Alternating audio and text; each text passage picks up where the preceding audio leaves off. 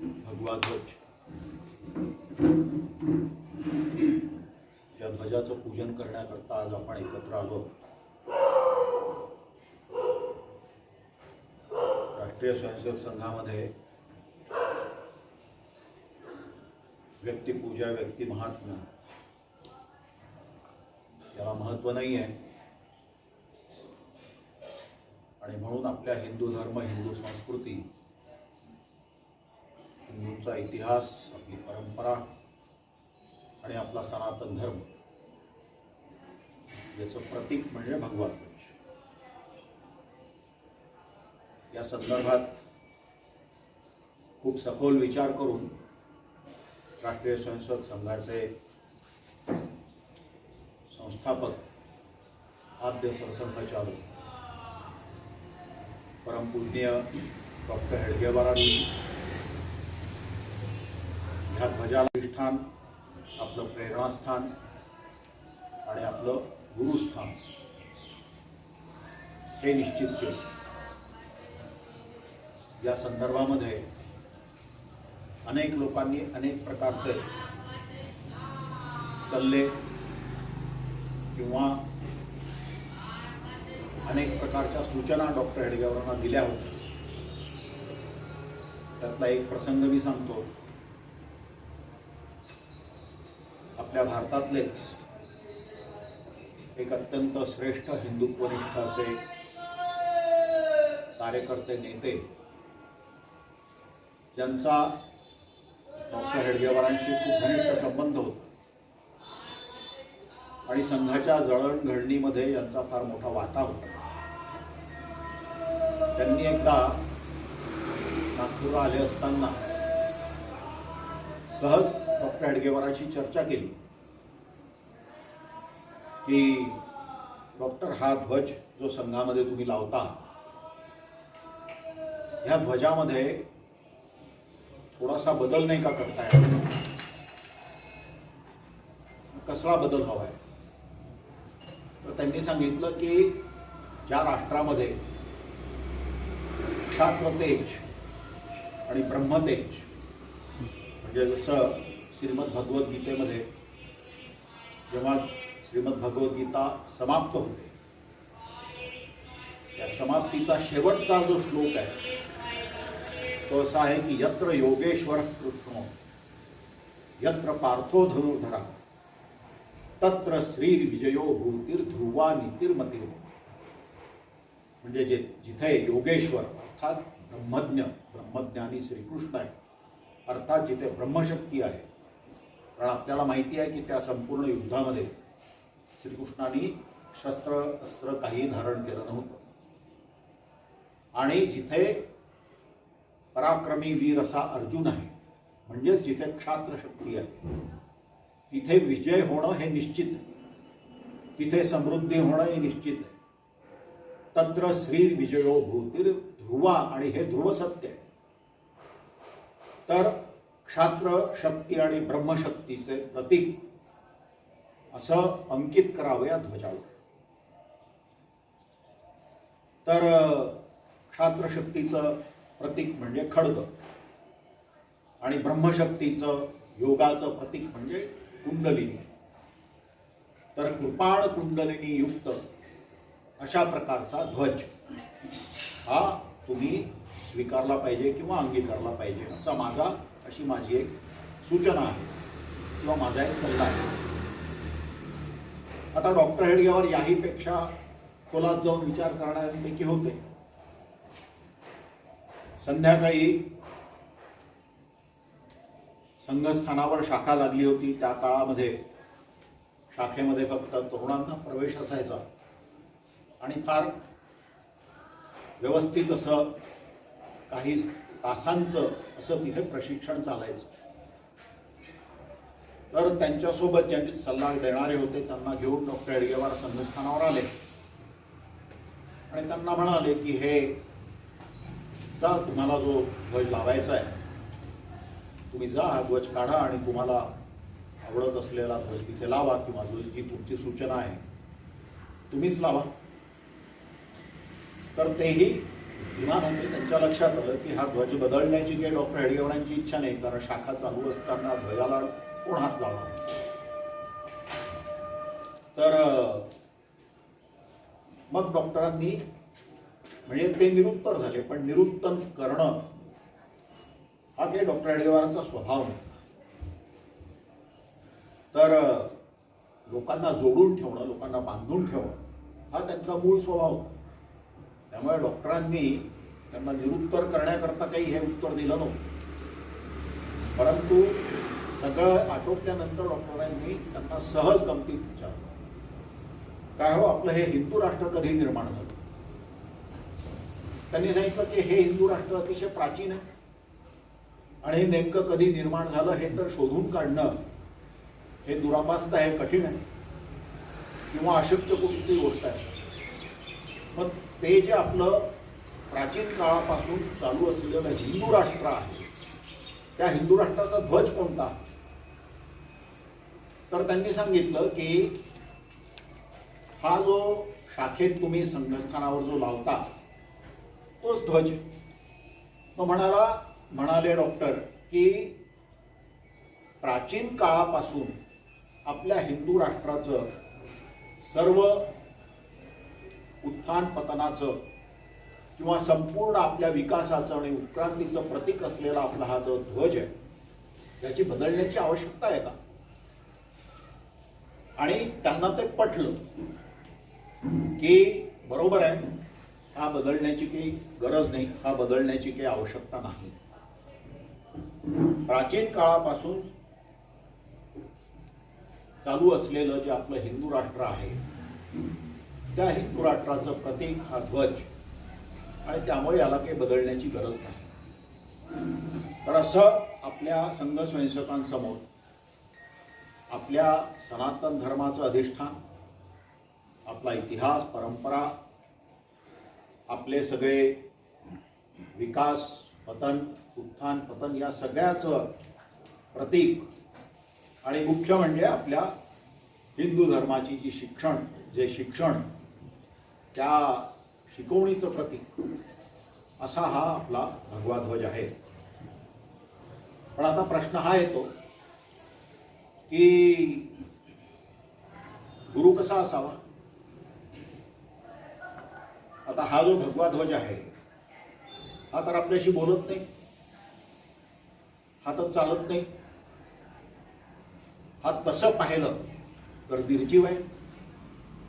आपण याला चढवलं तर चढतो, आपण याला उतरवलं तर हा उतरतो. म्हणजे हे एक निर्जीव प्रतीक. मग यातून आपल्याला कशी शिकवण मिळणार? मला समजा काही एक अडचण आली, माझ्यामध्ये काही मनामध्ये काही एखादा संभ्रम निर्माण झाला, माझ्या मनामध्ये काही उत्कंठा निर्माण झाली, काही जिज्ञासा निर्माण झाली आणि मी या ध्वजाला जाऊन विचारलं तर हा मला काय उत्तर देणार? हा तर बोलू शकत नाही, हा तर चालू शकत नाही, हा तर हलू शकत नाही. तर असा न बोलणारा, न चालणारा, न हलणारा असा हा ध्वज, निर्जीव निष्प्राण असा हा ध्वज मला कशा प्रकारे प्रेरणा देईल? आता हेच आपल्या मंदिरांच्या बाबतीत घडतं. आपल्या वस्तीत हनुमानाचं मंदिर आहे आणि गेल्या 50-60 वर्षापासून तर आहेच. आता मला असं वाटत नाही की आपल्या शंकरनगरामध्ये आजपर्यंत कोणी नामदेवासारखा झाला असेल की याची खीर भगवंतानी पिऊन दाखवली किंवा प्याले. तर असा कोणीच नाही आहे की ज्याच्याशी हा हनुमंत तिथे प्रगट होऊन बोलला असेल, ज्याला हनुमंतानी मार्गदर्शन दिलं असेल. किंवा आपण रामाच्या मंदिरात जातो, कृष्णाच्या मंदिरात जातो, देवीच्या मंदिरात जातो, हनुमंताच्या मंदिरात जातो, गणपतीला जातो, मग तेही तर निर्जीवच आहेत. आपण त्यांना त्या दगडाला एक विशिष्ट प्रकारचा आकार देतो, त्याची आपण जी कल्पना केली आहे तो आकार आपण देतो. बघितला कोणीच नाही. रामालाही कोणी बघितलं नाही, कृष्णालाही कोणी बघितलं नाही, दुर्गेलाही कोणी बघितलं नाही, कालीलाही कोणी बघितलं नाही. आपण आपल्या कल्पनेनुसार त्याला एक आकार देतो आणि तो दगड तिथे मांडतो. तोही आपल्याशी बोलत नाही, तोही कधी चालत नाही, तोही हलू शकत नाही. म्हणजे तो मौन आहे, मुका आहे, हलू शकत नाही, चालू शकत नाही, बोलू शकत नाही. मग त्यातून आपल्याला काय मिळणार आहे? आपल्याला त्यातनं काही, जो बोलूच शकत नाही, जो देव माझ्याशी बोलू शकत नाही, जो देव चालू शकत नाही, जो देव हलू शकत नाही, त्याच्याकडनं मला कुठलं मार्गदर्शन मिळणार? त्याच्याकडनं मला कुठली प्रेरणा मिळणार? त्याच्याकडनं मला कुठली शक्ती निर्माण मिळणार? काय होणार? आणि हेच जे ध्वजाच्या बाबतीत लागू आहे तेच मूर्तींच्या बाबतीत लागू आहे. मग हे असं असताना ही अशी निर्जीव प्रतीकं घेऊन काय फायदा काय?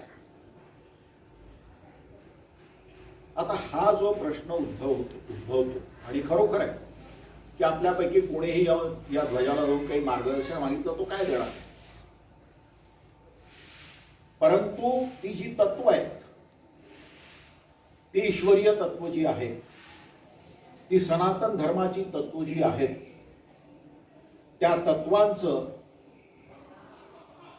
तत्वांचा ज्यांनी पूर्णपणे अंगीकार केलेला आहे किंवा ती तत्व ज्यांच्या रोमारोमामध्ये उतरलेली आहे किंवा ज्यांनी आपल्या साधनेतून ती तत्व जी स्वतःमध्ये पूर्णपणे रुजवली आहेत, अशी चालती बोलती संत मंडळी तीच त्या मंदिरात त्या देवाची प्रतीकं म्हणून निर्माण होतात. आणि ही जी सगळी ईश्वरीय तत्वांचं वर्णन आपण त्या मूर्तीमध्ये करतो, ती सगळी ईश्वरीय तत्व संतांमध्ये प्रगट होतात आणि तीच ईश्वरीय तत्व सर्वसामान्यांमध्ये रुजवण्याकरता, तीच ईश्वरीय तत्वांच्या माध्यमातून सर्वसामान्यांना मार्गदर्शन देण्याकरता चालते बोलते संत हे समाजामध्ये वावरत असतात. आपल्याला माहिती आहे आपण समर्थांना काय म्हणतो. महाराष्ट्रामध्ये फार मोठं असं प्रेरणादायी व्यक्तिमत्व समर्थ रामदास स्वामींचं झालं आणि या समर्थ रामदास स्वामींनी यांचं जे एकत्व हनुमंताशी झालं होतं म्हणून आपण सर्वजण समर्थांना हनुमंताचा अवतार मानतो. तुकाराम, नामदेव, ज्ञानेश्वर हे सगळे विठ्ठलाशी एकरूप झाल्यामुळे म्हणून आपल्या समाजात म्हटलंय की संत हे समाजातील चालते बोलते देव आहे. आधुनिक काळामध्येही अशा प्रकारचे अनेक संत होते. रामकृष्ण परमहंसांना जेव्हा दुर्धर आजार झाला आणि या घशाचा कॅन्सर होता, आजच्या 1886-85 झाली, कुठलीही ट्रीटमेंट अवेलेबल नसणार आणि त्यांना भयंकर वेदना होत असत, भयंकर कष्ट होत असत, बोलण्यामध्ये, खाण्यामध्ये. ते डॉक्टर बसलाय, माहिती आहे आपल्याकडे, बसलाय तिथे की कॅन्सरचा काय वेदना असू शकतात. प्रचंड वेदना, प्रचंड त्रास आणि सगळे मोठे काळजीत. आणि हे काळजीत असताना त्यावेळी ही सगळी तरुण मंडळी म्हणजे नरेंद्र जो पलीकडे विवेकानंद झाला, आता नरेंद्राचं वय तेव्हा 22-23 वर्षाचं, इतरही त्यांचे एकही होते. हा नरेंद्र सतत त्यांच्यासोबत असायचा. तो एकदा गेला त्यांच्या खोलीमध्ये, त्यांच्या त्या सगळ्या वेदना, त्यांची ती तळमळ, त्यांचे ते कष्ट पाहून हा त्याचे गुरु, हा अक्षरशः म्हणजे आपल्या भावना सांभाळू नाही शकला आणि त्या खोलीतनं अक्षरशः येऊन बाहेर येऊन ओक्साबोक्षी रडायला लागला. आणि त्या क्षणी त्याच्या मनामध्ये विचार आला, त्या क्षणी या नरेंद्राच्या मनामध्ये विचार आला की हा कसला देव, आपण म्हणतो गुरु साक्षात परब्रह्म, हा कसला देव, किती याला कष्ट आहेत, किती हा तळमळतो आहे, किती याला त्रास होतोय, किती याला वेदना आहे, हा कसला देव. त्यावेळी ह्याच्या मनातला विचार रामकृष्णांना कळला आणि तिथून त्यांनी जे रामकृष्ण बोलू शकत नव्हते त्यांनी खणखणीत आवाजात उत्तर दिलं, काय रे, अजूनही तुझ्या मनात संशय आहे? जो राम जो कृष्ण तोच हा रामकृष्ण.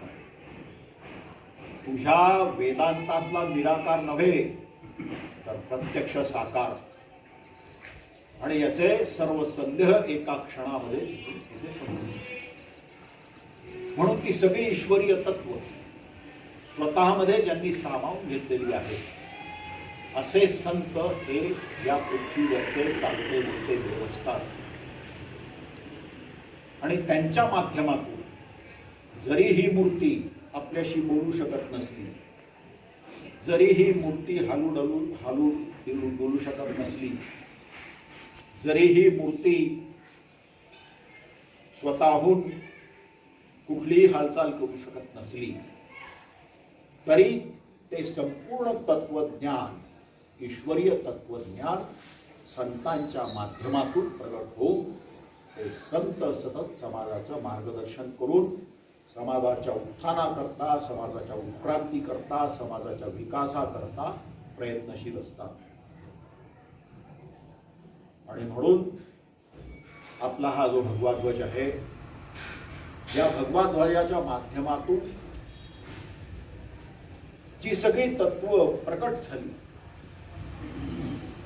ती सगळीच्या सगळी तत्व ज्यांच्या जीवनात क्षणोक्षणी रोमारोमात प्रगट झाली, अशी दोन व्यक्तिमत्व संघ स्थापनेच्या काळामध्ये संघामध्ये निर्माण झाली. एक म्हणजे आपले संघ संस्थापक परमपूजनीय डॉक्टर हेडगेवार. म्हणून डॉक्टर हेडगेवारांविषयी असं म्हटलं आहे, ध्येय आया देह देता. म्हणजे जे काही ध्येय आहे ते पूर्णपणे रोमारोमात ज्यांच्या भिनलेलं आहे असे परमपूजनीय डॉक्टर हेडगेवार. गुरुजींसारखा महामानव की ज्या महामानवांनी स्वतःला डॉक्टर हेडगेवारांच्या चरणी समर्पित केलं. विवेकानंद जेव्हा विदेशात प्रवासात होते आणि आपल्याला माहिती आहे की पहिल्या दिवशीच्या भाषणातच त्यांनी ते जग जिंकलं. 15 मिनिटाच्या भाषणात, 10 मिनिटाच्या भाषणात जग जिंकलं. आणि त्यानंतर स्टार झाले ते अमेरिकेत. मग अमेरिकेनंतर त्यांचा युरोपचा प्रवास, मोठमोठाले वैज्ञानिक, मोठमोठाले तिथले तत्वज्ञ, मोठमोठाले साहित्यिक, हे सगळे आश्चर्यचकित होऊन जातात की हा 30 वर्षाचा तरुण आणि ह्याला असं इतकं प्रचंड ज्ञान हे कुठून मिळालं. आणि मग एकदा एके ठिकाणी लोकांनी खूप वारंवार आग्रह करून त्यांना विचारलं की स्वामी, तुम्हाला हे ज्ञान कुठून मिळालं, कसं तुम्ही प्राप्त केलं. खूप आग्रह जेव्हा केला अनेकांनी, तेव्हा स्वामी विवेकानंदांनी त्या सगळ्यांना सांगितलं की लौकिक दृष्ट्या जो माणूस अशिक्षित आहे होता, लौकिक दृष्ट्या ज्याला समाजामध्ये कुठलंही स्टेटस नव्हतं, लौकिक दृष्ट्या जो कंगाल होता आणि एका देवळामध्ये 5 रुपये महिन्याची नोकरीवर ज्याला ठेवल्या गेलेलं होतं, अशा एका अत्यंत अशिक्षित, लौकिकदृष्ट्या अशिक्षित, कुठलीही कंगाल, कुठलीही आर्थिक सुस्थिती नसलेला आणि समाजामध्ये अनेकदा ज्याला लोक वेडा म्हणत असत, पागल समजत असत, अशा एका महामानवाच्या चरणी बसून हे सर्व ज्ञान मी प्राप्त केलेलं आहे. आणि स्वामीजींचं ते भाषण प्रसिद्ध आहे लोक. अशा एका कंगाल, अशिक्षित आणि कुठलीही सामाजिक प्रतिष्ठा न लाभलेल्या,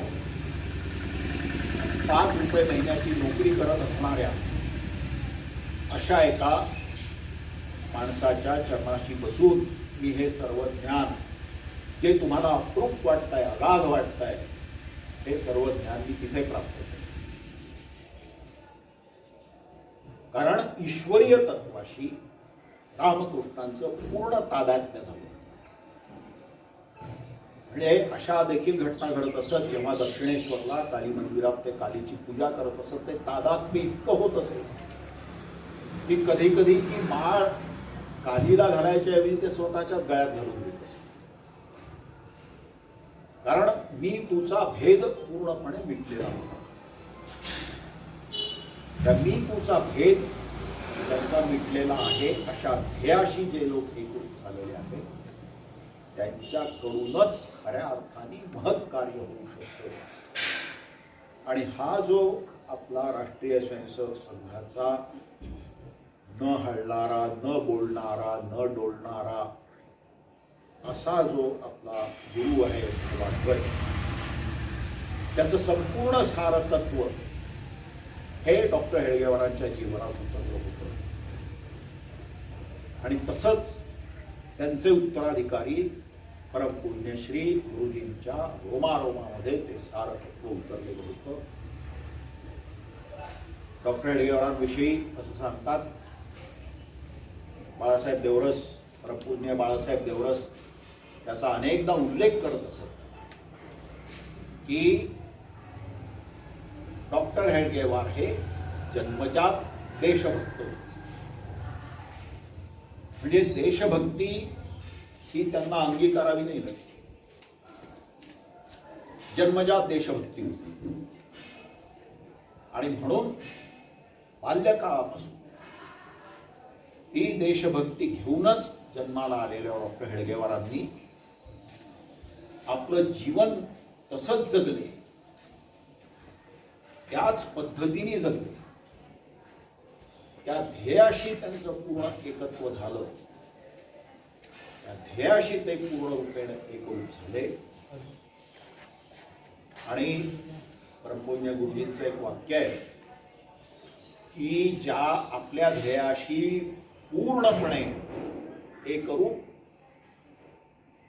झालेल्या व्यक्तिमत्वाच्या देहाची पूजा करण्यामध्ये मला कुठलाही संकोच नाही. म्हणून जे सद्गुरू असतात उच्च स्थानावरचे, बाजारू गुरूंचा खूप सुकाळ झालेला आहे सध्या, पण जे सद्गुरू असतात असे अनेक होऊन गेले आहेत महाराष्ट्रात, आजही आहेत. म्हणून त्यांची आपण पाद्यपूजा वगैरे जे करतात ते कुठलंही अवडंबर नाही, तिथे कुठे ढोंग नाही, तर त्या तत्वाशी त्यांचं एकत्व झालेलं असतं. डॉक्टर हेडगेवार हे ह्या तत्वाशी एकरूप झाले. आणि म्हणून परमपूज्य डॉक्टर हेडगेवार, परमपूज्य गुरुजी हे त्या तत्वाशी पूर्णपणे एकरूप झालेले असल्यामुळे हा न बोलणारा, न चालणारा, न हलणारा असा भगवा ध्वज जरी असला तरी त्या गुरुतत्वाची, त्या सनातन तत्वाची झिरपण किंवा पूर्णपणे त्या तत्वाशी एकरूप झाले अशी ही 2 व्यक्तिमत्व आपल्या डोळ्यासमोर आहेत. आणि म्हणून डॉक्टरांच्या जीवनाचा, परमपूज्य गुरुजींच्या जीवनाचा सखोल अभ्यास असणं हे आवश्यक. त्याचं मी उदाहरण दिलं सुरुवातीला. ध्वज. आणि ज्यांनी ही सूचना डॉक्टर हेडगेवारांना दिली होती ध्वजाच्या संदर्भामध्ये, आणि जी मोठ्या युक्तीने डॉक्टर हेडगेवारांनी नाकारली, ते होते फार श्रेष्ठ व्यक्तिमत्व होतं आपल्या भारतातलं, आपल्या हिंदू समाजाचं. ते होते बाबाराव सावरकर, स्वातंत्र्यवीर सावरकरांचे बंधू. जे दोघे एकाच वेळी जन्मठेप काळात तिथे अंदमानमध्ये भोगत होते आणि डॉक्टर हेडगेवारांचे घनिष्ठ मित्र होते. परंतु हा मूळ गावी विचार, हिंदू काय, हिंदुत्व काय. एक उदाहरण मी सांगतो. स्वातंत्र्यवीर सावरकरांचं साहित्य आहे, त्याच्यामध्ये भारतीय इतिहासाची 6 सोनेरी पानं, हे वाचायला पाहिजे. प्राचीन काळापासून आतापर्यंतच्या भारतीय इतिहासाची 6 सोनेरी पानं, त्यांनी 6 भाग केले. एका ठिकाणी सावरकरांनी तिथे लिहिलं, ते 6 सोनेरी पानं मी वाचली आहेत. एका ठिकाणी सावरकरांनी असा उल्लेख केला आहे की ज्या प्रकारे मुसलमानांनी आमच्या स्त्रियांवर खूप अत्याचार केले, स्त्रियांना उचलून नेलं,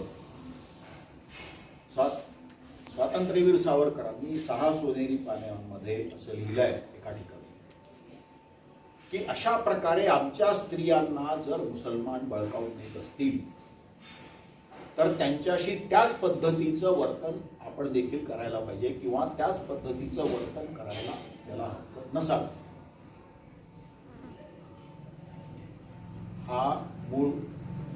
हा कुठलाही अगदी ज्याला मुळातून हिंदुत्व समजलाय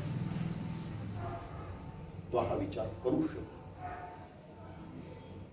म्हणजे कल्याणच्या सुभेदाराच्या सुनेला शिवाजी महाराजांनी अशीच अबूची आई असते, सुंदर रूपवती आम्हीही सुंदर झालो असतो बदले छत्रपती.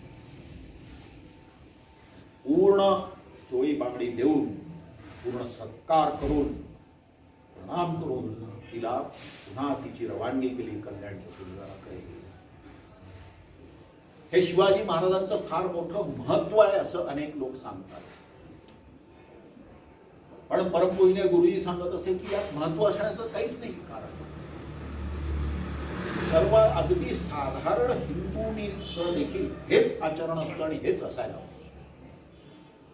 म्हणजे यात शिवाजी महाराजांचं हे खूप महत्कार्य आहे असं मांडण्याची गरज नाही. हा सर्वसामान्य हिंदूचा हाच व्यवहार, हाच असतो, हाच. हे खरं आपल्या सनातन धर्माची जी मूळ शिकवण आहे, त्या मूळ शिकवणीची पूर्ण समज ज्यांना होती असे परमपूजनीय डॉक्टर हेडगेवार, परमपूजनीय गुरुजी, त्यांचं जीवन, त्यांचं आचरण, आणि ते खूप सूक्ष्मपणे बारकाव्यानिशी समजण्याची गरज आहे. आणि ते जेव्हा बारकाव्यानिशी आपण समजू शकतो, ते समजल्यानंतर आपण खऱ्या अर्थाने हिंदुत्व, हिंदू राष्ट्र, आपली हिंदूंची मूल्य, हिंदूंचं जीवन दर्शन हे मुळातून समजू शकतो. आणि त्यातून कधीही जगातले कितीही सेक्युलर आहोत त्यांच्या समोर जाऊन आपल्याला कुठेही मनामध्ये संकोचाची भावना निर्माण होऊ शकत नाही. पण हे मूळ तत्व, हे समजून घेण्याची आवश्यकता आहे.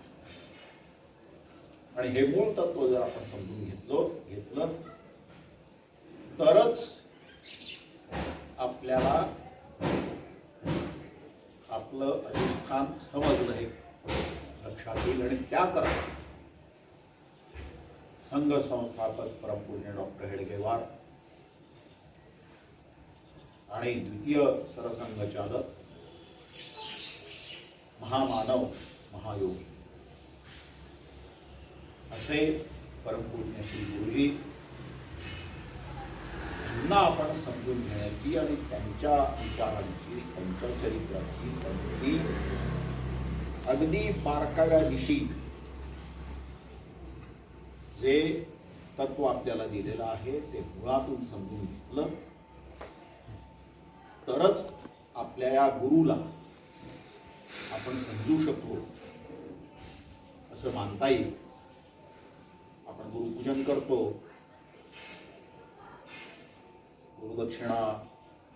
गुरुदक्षिणेचं समर्पण करतो. एक संघटना चालवण्याकरता काही व्यवस्था लागतात, त्या व्यवस्थेचा हा भाग आहे. परंतु समर्थांनी हे सांगितलंय, धर्माकरिता मरावे, मारोनी अवघ्यासी मारा, मारिता मारिता घ्यावे राज्य आपले. आणि हा पुरुषार्थ हा हृदयामध्ये जागृत ठेवण्याची गरज आहे. समर्थांनी आणखी एक म्हटलंय की देवाच्या सख्यत्वासाठी पडाव्या जीवलगांच्या तुटी, सर्वस्व पावे शेवटी प्राण तोही वेचा. देव म्हणजे आपलं ध्येय. देवाच्या सख्यत्वासाठी आपल्या ध्येयाशी जर आपल्याला एकरूप व्हायचं असेल, पडाव्या जीवलगांच्या तुटी, सर्वस्व अर्पावे शेवटी प्राण तोही वेचा. ही खऱ्या अर्थाने आपली गुरुदक्षिणा असते. आणि ह्याची उदाहरणं आज आपल्याला विदेशातनं घ्यावी लागतात. आज मला वाटतं इस्रायलची लोकसंख्या 60 लाखापर्यंत असेल. इस्रायलचा प्रत्येक नागरिक, पुरुष असो का स्त्री असो, युवक असो की वयस्क असो, प्रत्येक नागरिक हा सैनिक आहे. इंग्लंडमध्ये अगदी त्या प्रिन्सला देखील जावं लागलं होतं गल्फ वॉरमध्ये. प्रिन्स आहे म्हणून कन्सेशन नाही मिळालं. He was sent to Iraq war. He was sent in Afghanistan. तो एअरफोर्समध्ये होता आणि इट इज कंपल्सरी. तर प्रत्येक नागरिकाच्या हृदयामध्ये अशा प्रकारची पौरुष पराक्रमाची भावना निर्माण होणं ही खऱ्या अर्थाने समाजाची गरज आहे. म्हणून समर्थांनी जे म्हटलंय की धर्माकरिता मरा, मरोनी अवघ्यासी मारावे, मारिता मारिता घ्यावे राज्य. देवाच्या सख्यत्वाने पडाव्या जीवलगांच्या, सर्वस्व पावे शेवटी प्राण तोही. मला काय मिळेल अशी हृदयामध्ये कुठलीही भावना न ठेवता, आणि हेच मला काय मिळेल ही एक मोठी कामना असते, त्याचा त्याग करायचा आणि फक्त राष्ट्रधर्म सर्वोपरी, आपलं ध्येय सर्वोपरी हे हृदयामध्ये अंकित करून तशा पद्धतीने जगायचं, अशी प्रेरणा हा आपला भगवा ध्वज, ज्याला आपण गुरुस्थानी मानतो, आणि त्या ते गुरुतत्व त्यांच्या जीवनात पूर्णत्वाने प्रगट झालं, असे परमपूज्य डॉक्टर हेडगेवार, परमपूज्य श्री गुरुजी